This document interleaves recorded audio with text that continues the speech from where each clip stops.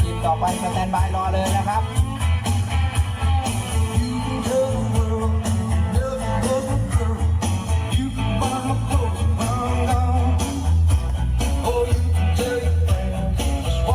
ทีมเพชรวรวิทย์นะครับเชิญได้เลยสแตนบายรอเลยนะครับ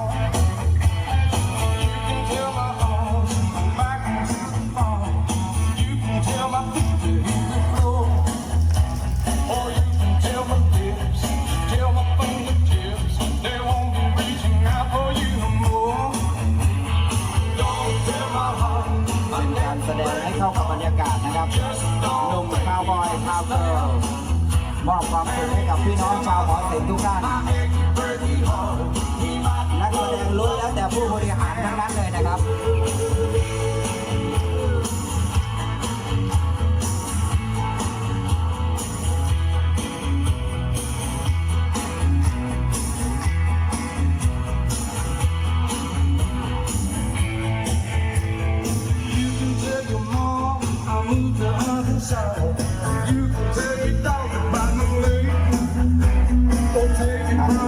ทีมอาจารย์จำลองนะครับขอเปลี่ยนขอโทษทีมอาจารย์จำลองต่อไปสแตนบายนะครับอาจารย์จำลองอยู่สมบูรณ์นะครับเตรียมพร้อมด้วยนะครับการแสดงช่วงนี้นะครับให้เข้ากับบรรยากาศหนุ่มคาวบอยสาวคาวเกิร์ลโดยการนำทีมของท่านชัดเพชรหรือไทยรัฐจุฬาภาสุดยอดเลยเพชรแสดงเลยนะครับอยู่บนเวทีแห่งนี้นะครับตั้งใจที่จะมอบความสุขความสำราญให้กับพี่น้องขอให้ทุกท่านมีความสุขนะครับมีภาพมีกล้องเก็บภาพบรรยากาศสวยๆได้เลยนะครับ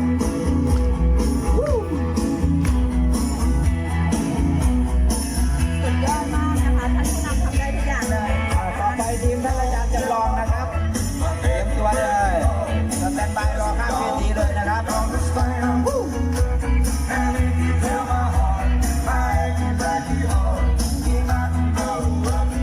ใครไม่เห็นภาพนี้จะเสียใจไปอีก2 ปี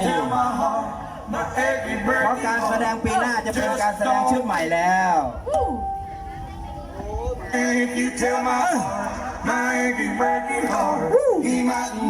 โดยการสร้างสรรค์ของครูหนึ่งนะครับตามจังหวะได้นะคะด้านล่างร่วมสนุกได้นะคะด้านล่าง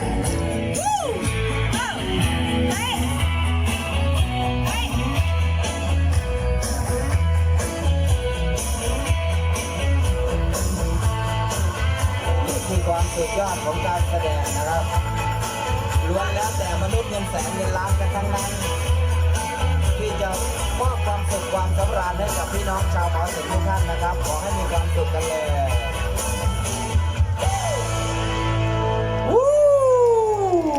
เสียงอยู่ไหนเสียงนะคะพ่อแม่พี่น้องเจ้าหมอสิงห์ทุกคนสวัสดีจ้าโอ้เนาะ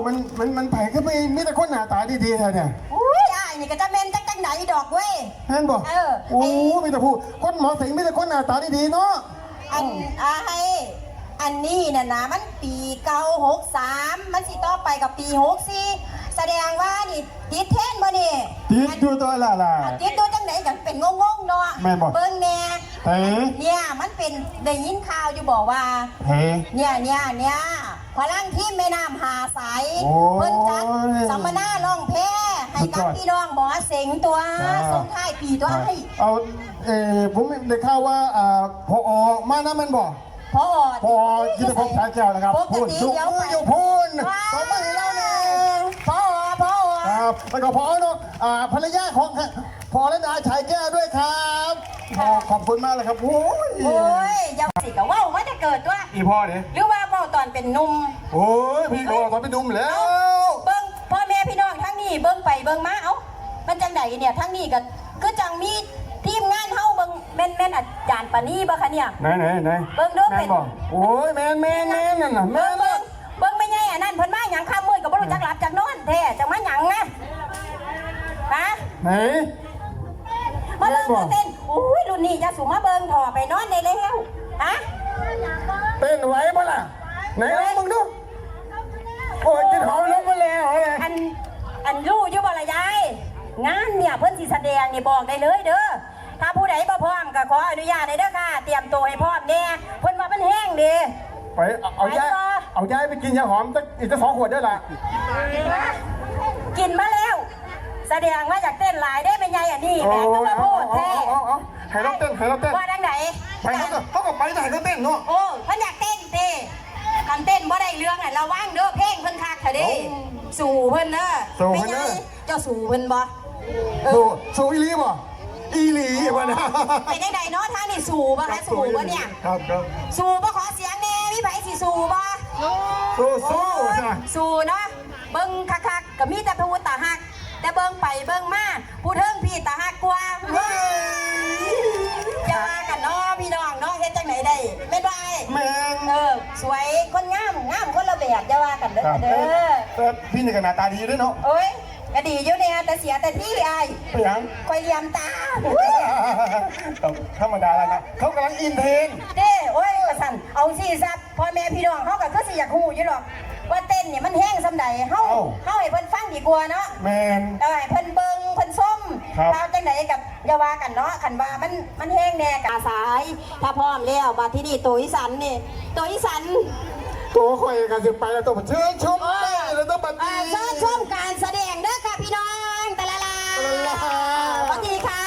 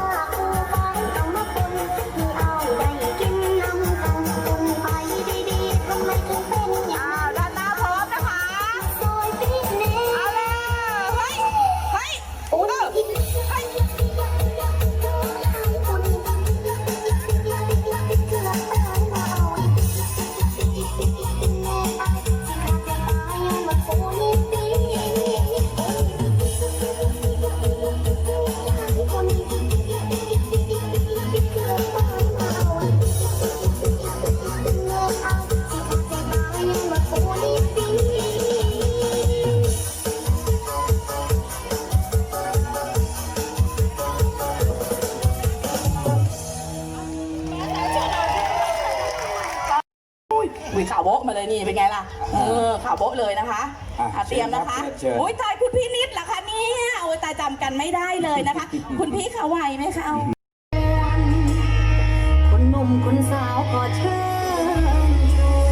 วนออกมาวนหน้าเวทีเต้นด้วยได้นะคะหน้าเวทีเลยค่ะ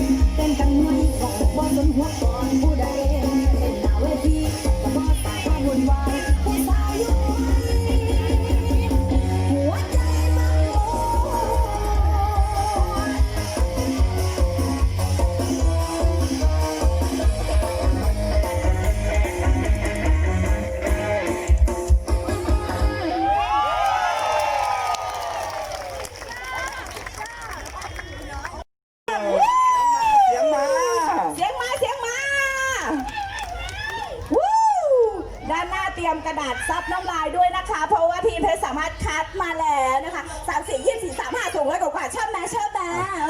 ไปเลยค่ะเพชรสุวรรณภูมิสแตนบายนะครับค่ะคุณแล้วนั่งเลยนะคะทำไมมืดอ่ะเสียงมา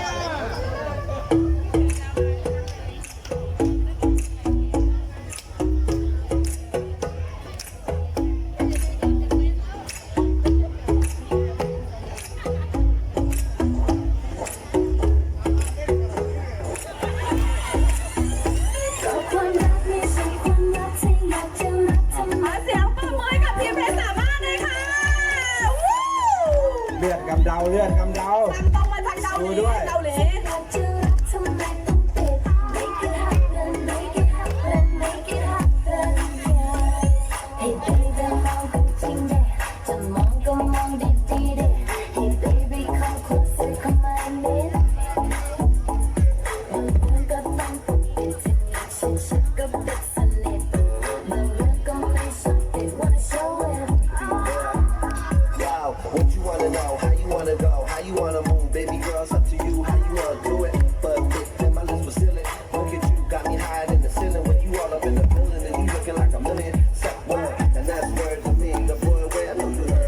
and I don't care about nobody. Nothing you and me, so let's go. ความรักไม่ใช่ความลับถ้าอยากจะรักทำไมต้องปิดคำว่ารักไม่อยากรับนะจะ say it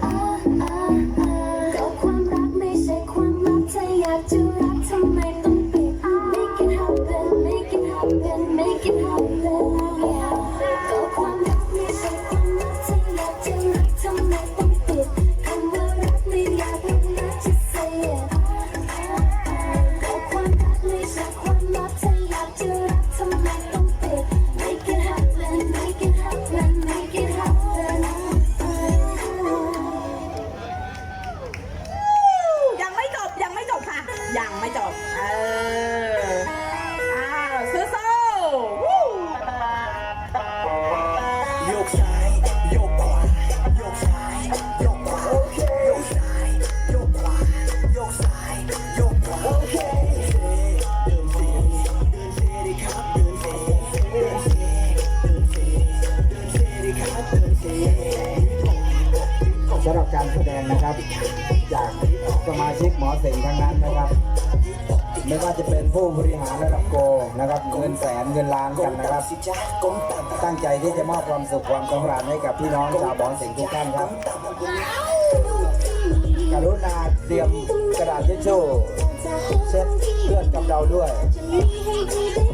กรุณาเช็ดน้ำลายของทุกท่านด้วยนะคะ ส่วนน้ำลายให้มันไหลไปเถอะน้ำลายให้มันไหลไป ของ MC นี่ก็ไหล ของเราคัดมาแล้วพี่สักดาเช็ดน้ำลายด้วยนะคะพี่ เช่นแล้วครับเช่นแล้วครับ วู้ ยัง ไม่จบอีก เอ้าเอาหางเครื่องมาหน้าเวทีมา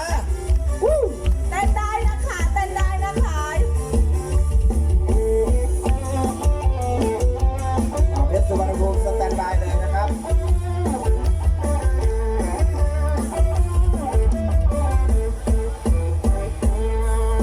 ได้ยินเสียงดังตุ้มตุ้ม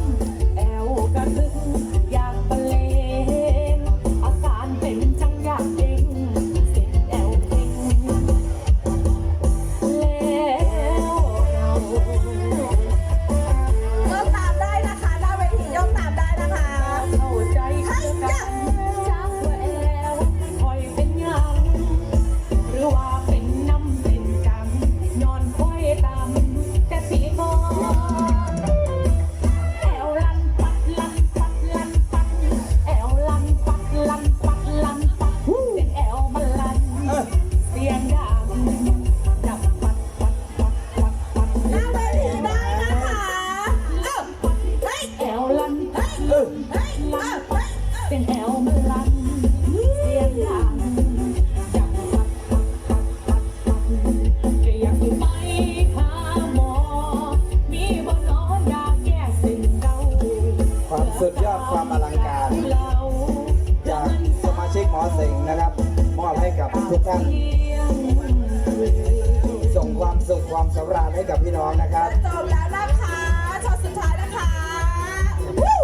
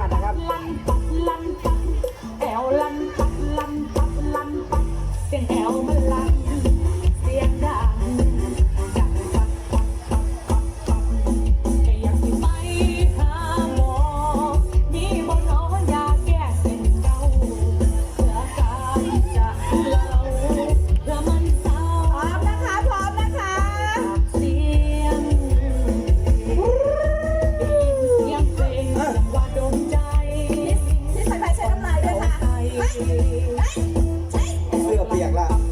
น้ำลายยืด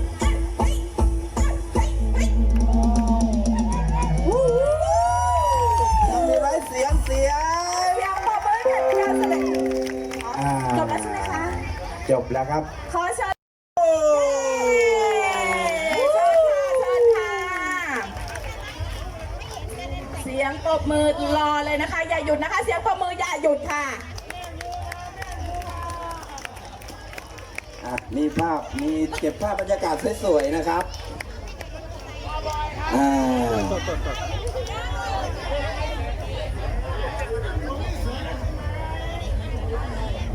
กระดาษทิชชู่เตรียมเช็ด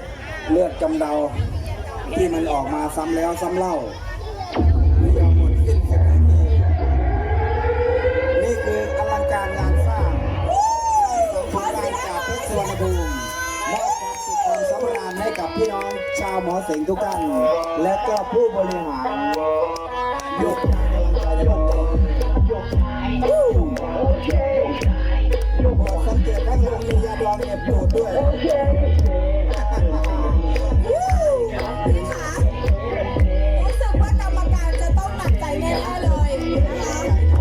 แต่ละทีมสุดยอดทั้งนั้นเลย กรรมการถือว่าเป็นอันสิ้นสุดแต่ถ้าเพชรสุวรรณภูมิไม่ยอม ต้องให้พอกิติพจน์กับหมอระดาตัดสินค่ะอ้าวดูอะไรกัน ด้านหน้าก็อะไรกัน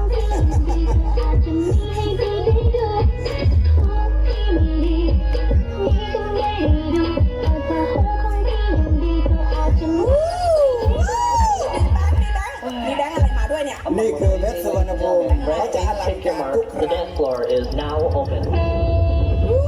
ยังไม่จบค่ะ โดยการฝึกนักเก๋ครับนักเก๋เป็นแขกสีหมดผู้นำทีมงาน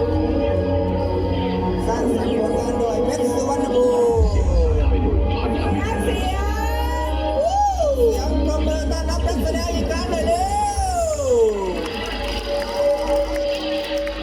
5, 4,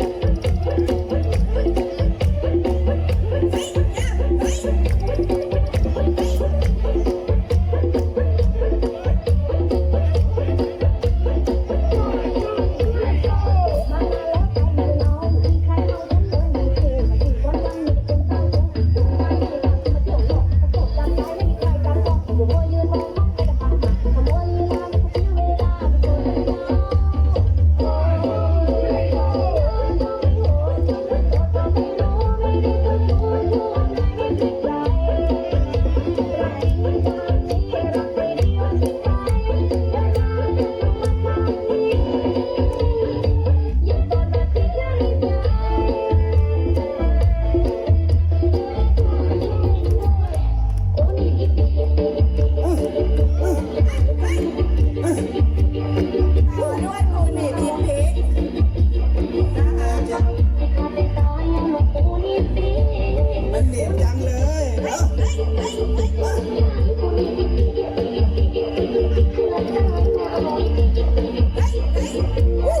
ถ้าปูนี่มีปีนะคะตอนนี้มีถ้าปู อาบอมสู้ๆแล้ว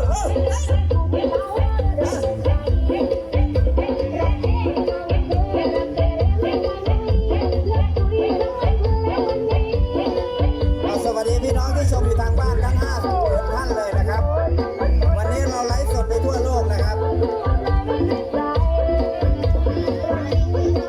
อย่าลืมกดไลค์กดแชร์เพื่อเป็นกำลังใจให้กับทีมงานด้วยนะครับ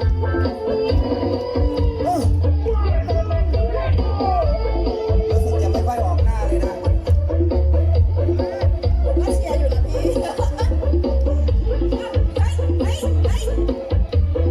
เวทีกระเพื่อม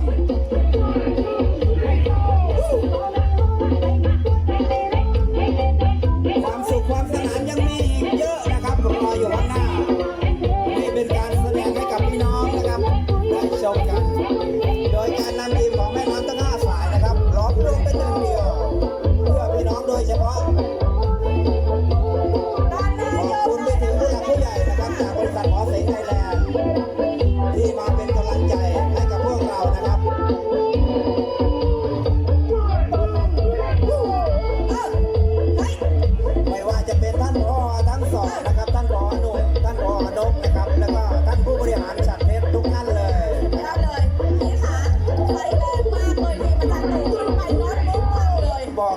สีสันตะการตา แจ้งมาเลยกับ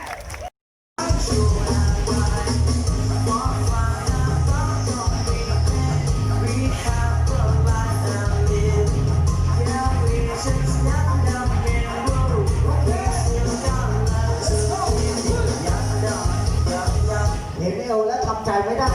อมิตพุทธ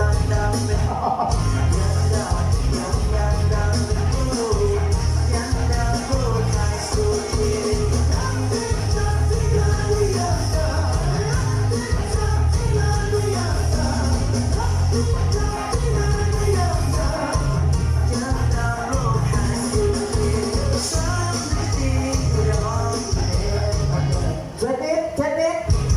ไหวเปล่า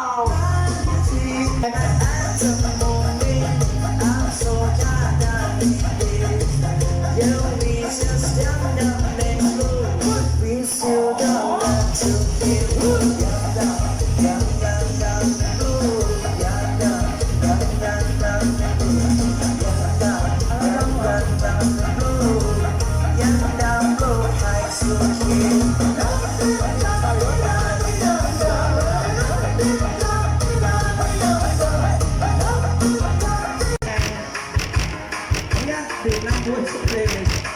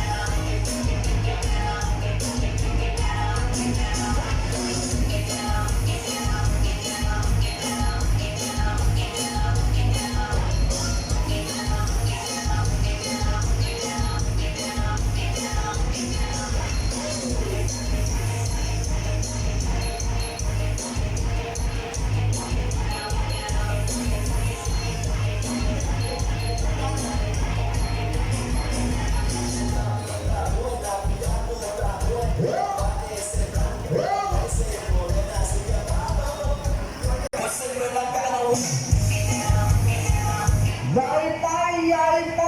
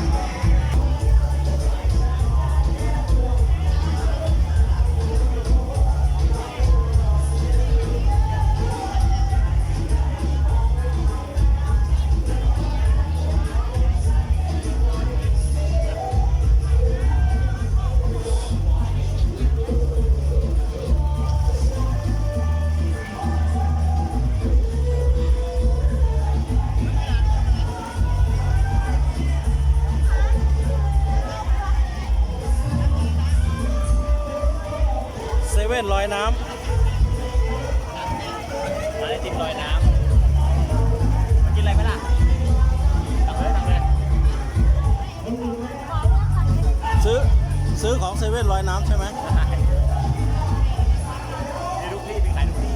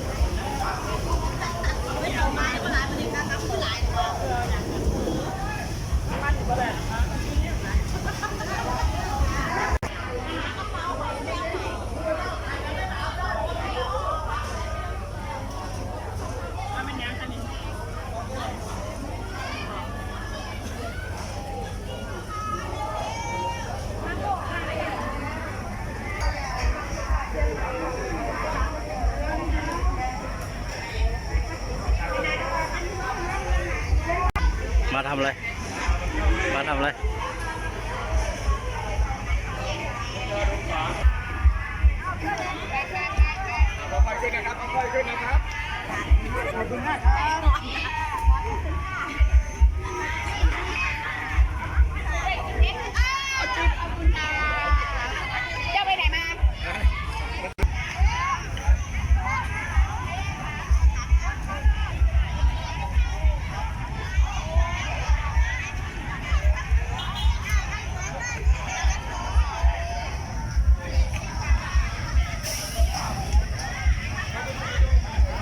ไหวไหมไหวไหมไหวไหม